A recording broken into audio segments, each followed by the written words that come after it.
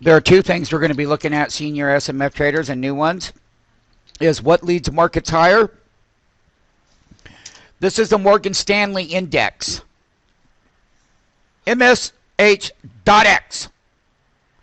It's a clear reversal pattern. What led the markets higher was this tech bubble. And that means that within the key indexes, we have these things to show you here, because what led markets up is also what's weighing on the NASDAQ comp and is big part of the reversal.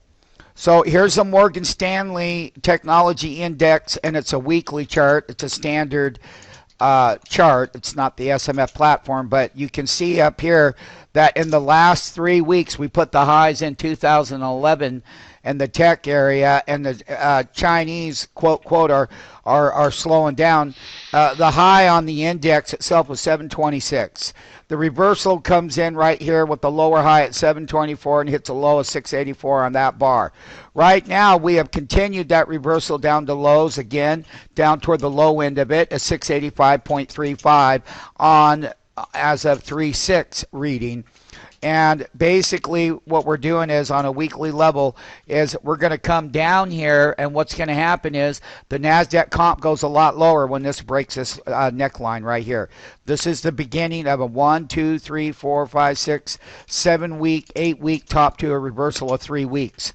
What led the market higher in the technology sector is going to be dependent on the April quarter earnings coming up in 2011, the slowdown in China, and other things that are contributing factors as far as yield on the earnings, as far as seasonality, and everything that goes along with putting together these shorts that are in these indexes.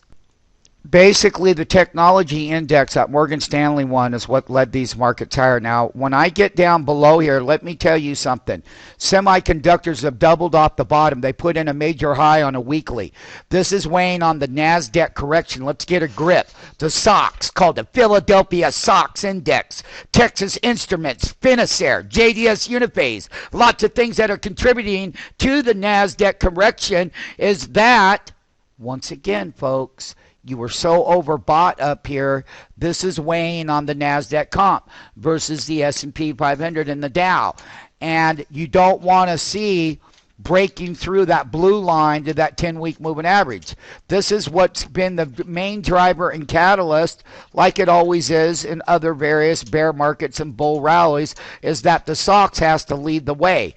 We're going to be going through lots of these, and not only that, not only are we going to be going through a lot of them, we are going to be talking about here. You got nothing but red. That's alarming for the NASDAQ. What led it higher is the one that takes it down. You've got a lot of profit being taken. You've got a triple week reversal within it. Say, hey, goodbye. And you know what goodbye means? I can tell you. That means that forward-looking earnings, the catalyst of those yield and those earnings are going to be at jeopardy. Why? Because of the big expansion and a lot of these companies that led it higher within the index. These are all the names in the index, you know. That's what leads the index higher. How about that? But guess what? What about those earnings that are coming forward? What about the seasonality in the SOX index? What about the PC versus the tablet? What about? What about the Texas Instruments guidance and seeing the softness? This is what's going to be a big overhang on the NASDAQ comp and NASDAQ 100. You cannot and will not break the highs in any of these reversals that started 13 days ago on these major indexes without the SOX getting some kind of support. Because what it's doing is people are going to sell and ask questions later.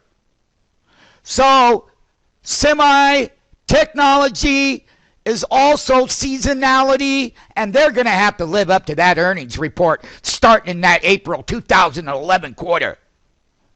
And the thing about it is, it's not like the earnings are just going to drop out of the hat right away, but the diminishing part, the lower guidances, and where they see the seasonality trade is a key factor in the SOX. You will not go higher with this in correction.